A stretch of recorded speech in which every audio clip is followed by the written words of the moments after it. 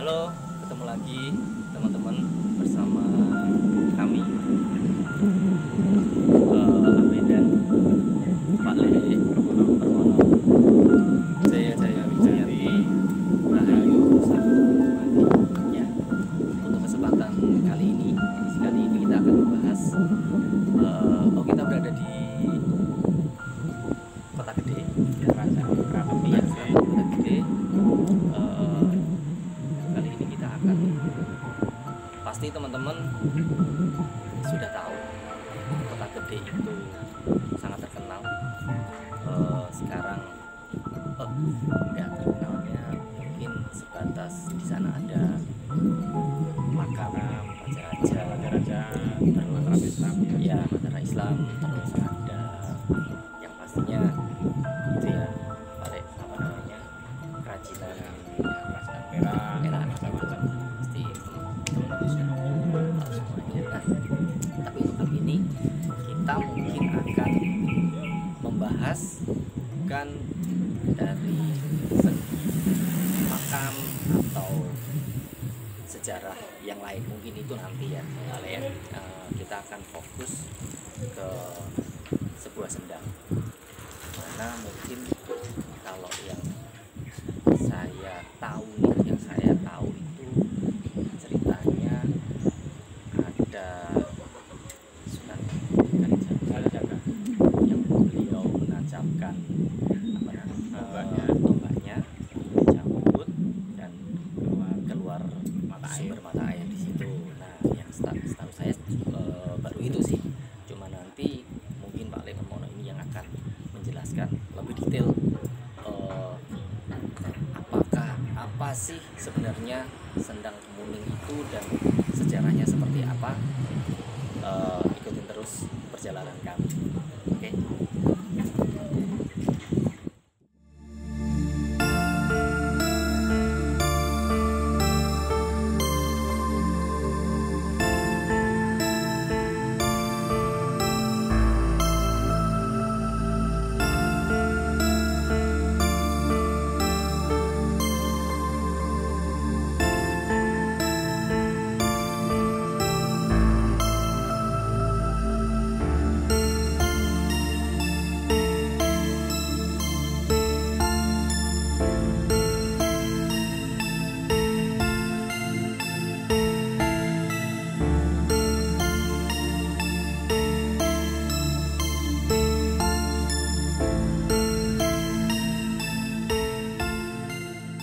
Teman-teman, kita sudah sampai di Sendang Kemuning. Ternyata dari lokasi depan sampai ke sini tidak terlalu jauh. Sendang Kemuningnya nanti kita coba mencari tahu sama warga sekitar bagaimana sih sebenarnya sejarah dari Sendang Kemuning ini. Oke, nanti kita sedikit mencari tahu sejarah dari Sendang Kemuning.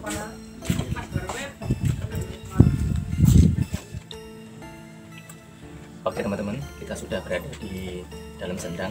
Sebelum kita memulai menceritakan bagaimana sih sejarah dulu terjadinya Sendang ini, kita akan memulai ritual berdoa dulu ya Pak Le. Saya mohon izin yang lenggah di sini agar semuanya dari awal sampai akhir bisa selamat dan lancar semuanya.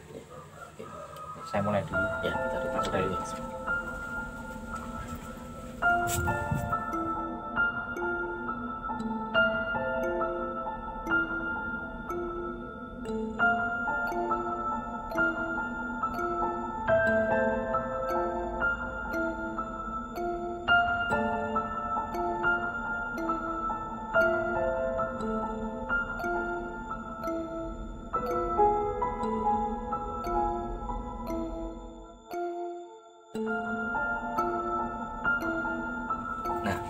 Oke teman-teman, kita tadi barusan melakukan ritual, ceritanya adalah mohon izin sama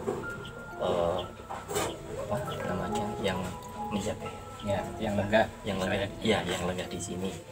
Jadi yang kita tahu adalah Sendang Kemuning itu, yang namanya sendang itu pasti adalah mata air yang dimana mata air ini pasti berfungsi banyak.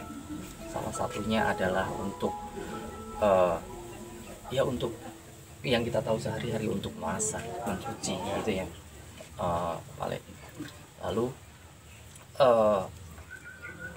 sekarang saya mau bertanya sama Pak Le, maksudnya setelah semua ini, setelah apa yang Pak Le lihat, yang Pak Le rasakan, kalau menurut spiritual ya Mas Ben.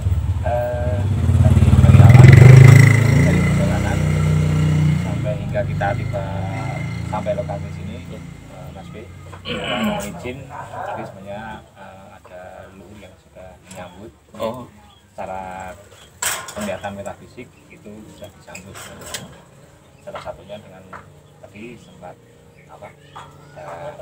angin besar ya, waktu kita itu sebenarnya menyalakan dupa, dan beliau berkenan sebenarnya untuk kita ekspos atau kita sedikit cerita agar anak cucu kita atau generasi yang akan datang juga mengetahui sejarah leluhurnya. Mas B, Sendang Kemuning ini dibuat itu era sekitar tahun 1500-an.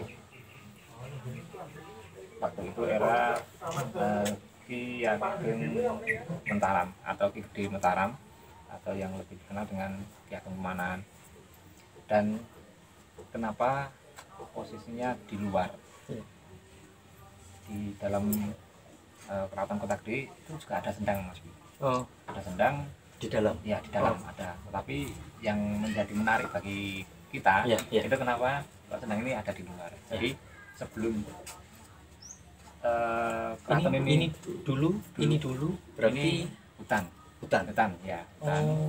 Hutan yang lebih dikenal dalam warga sekitar ini Alas Mentau atau Hutan Mentau. Dan waktu itu sendang ini dibuat untuk membantu memperlancar dalam pembangunan keraton ini. Jadi memang dibutuhkan untuk memperlancar. Dan kenapa kok disebut Sendang Kemuning? Dulu di sini ada pohon kemuning. Ada pohon kemuning, dan dari kacamata spiritual itu pohon kemuning itu atau sendang ini memberi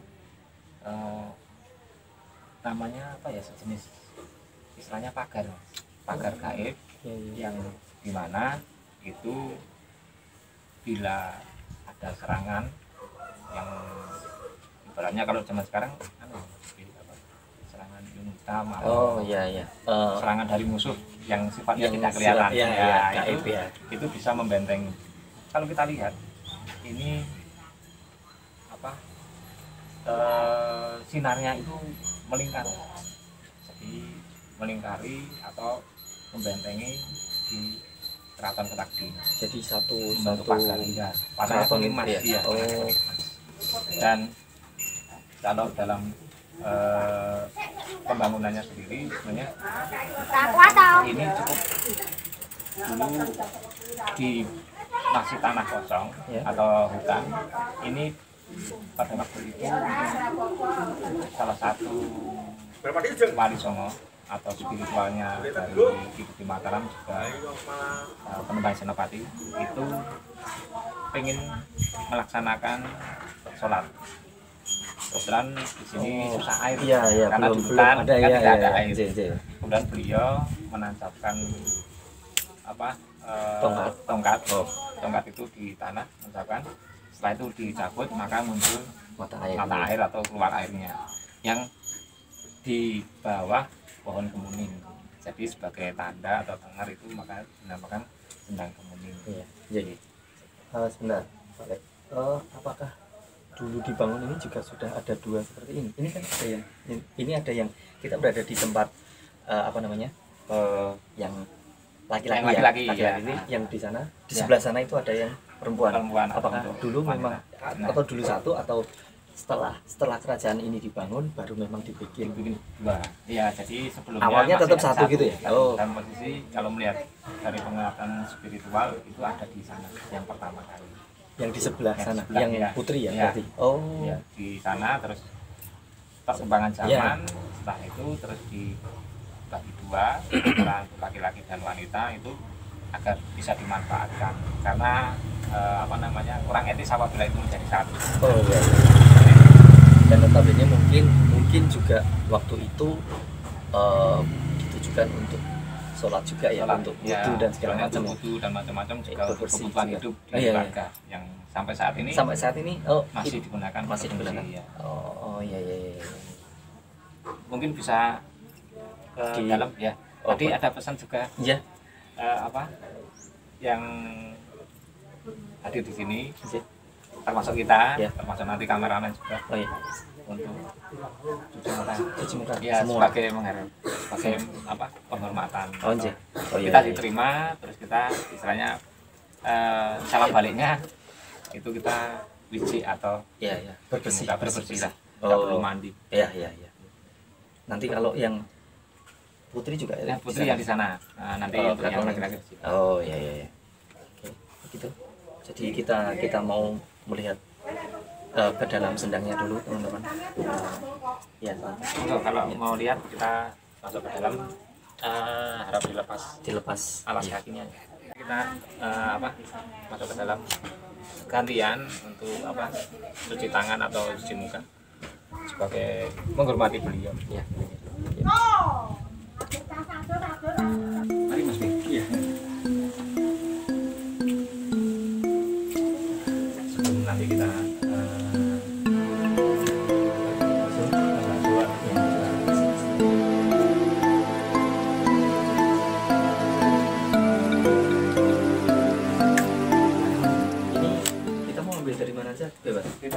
bebas Mas B. Jadi yang penting kita cuci muka bersih-bersih.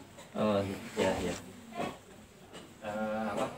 Tutnya sendiri atau mata air itu kan keluar tidak hanya dari sana ini Mas, tapi sebenarnya ini saking banyaknya namanya tuh kan tidak pernah kering ya. Iya betul. Itu sampai keluar ya, sudah ini dibatasi. Sampai musim kering pun dia masih tetap masih keluar. Inilah keajaibannya, saya bilang keajaiban, dan ini bisa memberikan penghidupan bagi masyarakat, penduduk rakyat sekitar di sini.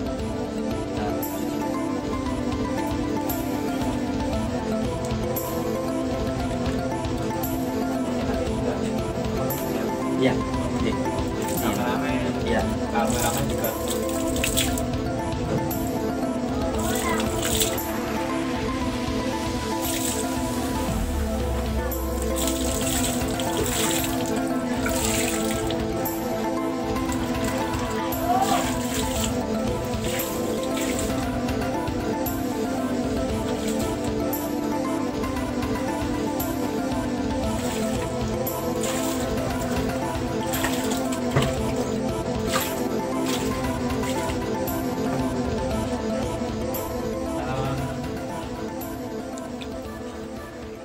Kalau melihat tadi setelah merasakan airnya, Mas B,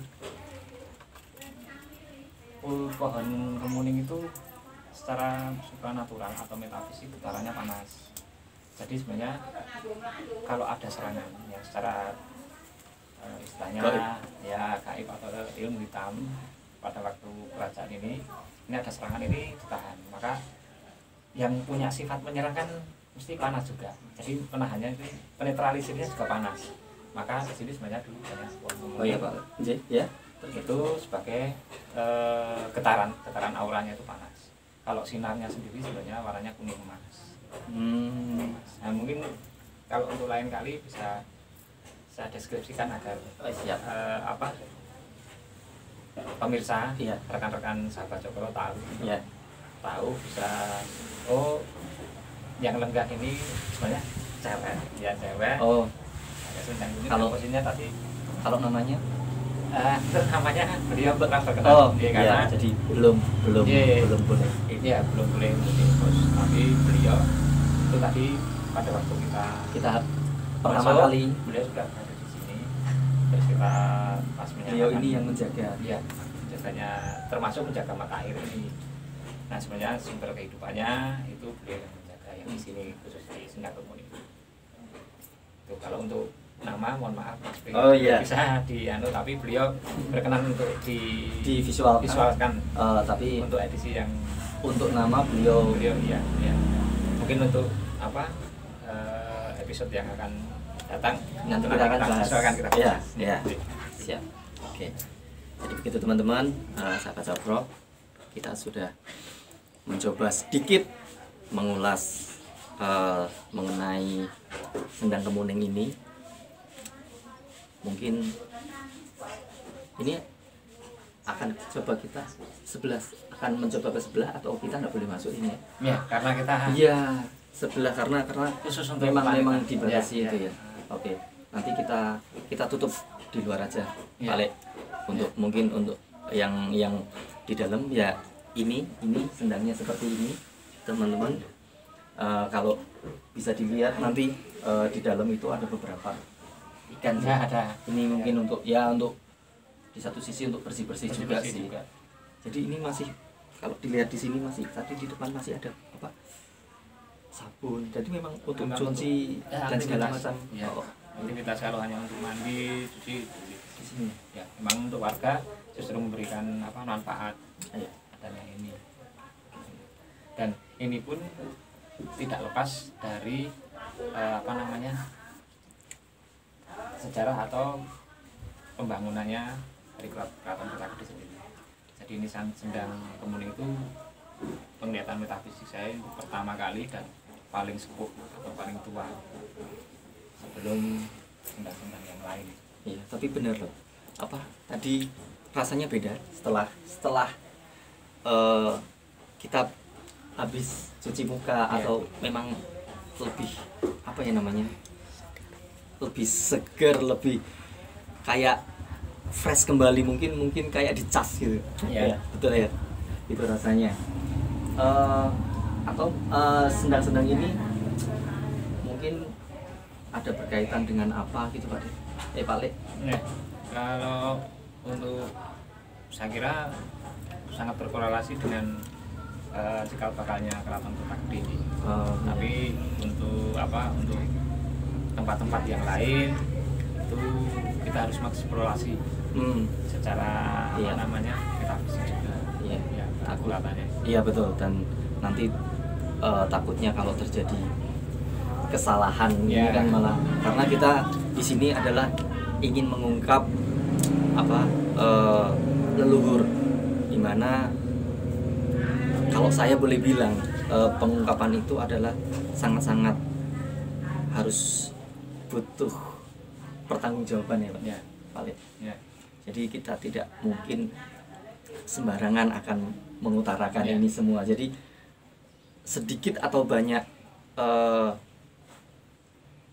fakta atau data yang kita terima mungkin akan kita sampaikan, dan inilah sebenarnya yang terjadi waktu itu para leluhur, dan semoga ini bermanfaat juga buat teman-teman untuk saat ini. Itu ya Pak. Dan membicarakan tentang kehebatan leluhur atau kejayaan leluhur kita itu tidak bisa hanya sebatas fisik. Jadi antara jasmani dan rohani itu saling berkaitan.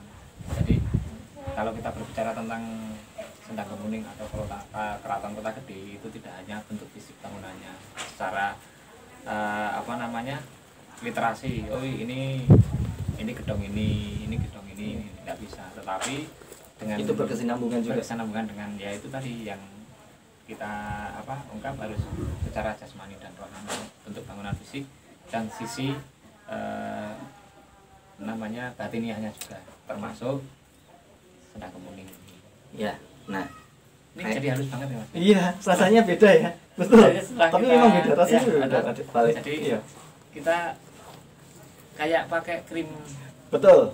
Betul. Setelah kita pakai ini rasanya halus banget. Ini bukan bener-bener. Ya. Ini bukan rekayasa, tapi dari tadi aku memang rasain ada yang beda, kayaknya ada yang beda. Kulitnya lebih halus. Iya, ternyata Pak Le sudah ngomong lebih dulu. Iya, tapi beneran. Iya. Nah, itu. Dan korelasi kita tutup di sini aja kayaknya. Enggak apa-apa. Nah, jadi korelasi apa yang nanti bakal kita bahas, yang pasti harus teman-teman pasti harus like, subscribe itu, karena itulah yang akan menjadikan kita bisa mengeksplor lokasi-lokasi di tempat lain lagi. Oke, jangan lupa selalu subscribe, komen, like, dan segala macamnya. Kritik boleh yang membangun biar kita bisa lebih maju lagi. Oke, terima kasih teman-teman, sahabat Cokro semuanya. Saya Abi dan Pak Le Permono mohon pamit. Sampai ketemu di edisi dan eksplorasi berikutnya. Saya Wijayanti, Rahayu Sagung Dumadi. Sumber Kemuning yang sama itu yang sudah tua daripada yang di dalam. Warga sini sering digunakan untuk mandi, untuk kegiatan-kegiatan sehari juga. Kalau malam digunakan warga untuk mandi. Dari luar kota juga banyak yang memakai ini untuk mandi. Mungkin dari saya itu yang setahu saya dari Sumber Kemuning. Sendang menika sampun dangu, Pak? Sampun. Oh, Rami sangat tok. Ponji. Kali. Oh, sampun dangu. Menapa fungsinipun sakmenika kangge menapa? Wis silam tidur sampe napa toya diengko silam. Sependet. Oh. Bapak saking alit wonten mriki. Nggih, wonten mriki. Oh, nggih. Terus cikal menawi sejarah cikal bakalipun mangertos, Pak? Oh nggih, cobi Pak, menawi saged dipun critakaken, Pak. Mboten saged kula nang critake. Oh, nggih. Oh. Nah, anune men capet-capet saged ning mboten. Oh nggih, mboten menapa capet-capet ingkang Bapak ngertos sendang menika. Toya niki saking sing damel Sunan Kalijaga. Nggih. Asline Nggih. saking Lebet. Nggih. Nggih. Tur mengke nak anu terus kok malih tong kalih mriku Sendang Sembilan ngono. Ingkang wonten niku. Nggih, Lebet. Oh. Terus niku nggih sampun terus dari hasil nggih. Oh, nggih. Iki asline nggih Sunan Kalijaga nyabet cet kengkeng. Iki Oh, panggenan iki nyabet nyabet terus terus kol sendang dados sendang. bang. Oh, nggih. Damel kulah lam. Nggih. Nggih. Nggih. Cekap, Pak. Nggih, matur nuwun, Pak. Sumber Kemuning menurut sejarah yang pernah saya dengar itu awal mulanya adalah hasil dari tancapan tongkat Sunan Kalijaga sebelum berdirinya Kerajaan Mataram. Waktu itu konon katanya Sunan Kalijaga ingin mencari air untuk wudhu dan beliau tidak mendapatkannya, akhirnya beliau menancapkan tongkat, maka jadilah sekarang yang namanya Sumber Kemuning. Itu sedikit sejarah yang saya tahu dari warga sekitar sini, yang sampai saat ini juga Sumber Kemuning ini masih menjadi salah satu sumber air untuk memenuhi kebutuhan pokok warga sekitar. Di saat musim kemarau airnya juga tidak pernah surut. Itu sedikit yang saya tahu tentang Sumber Kemuning yang ada di Desa Sayangan, masuk Kecamatan Kelurahan Jagalan, Kota Gede, Yogyakarta.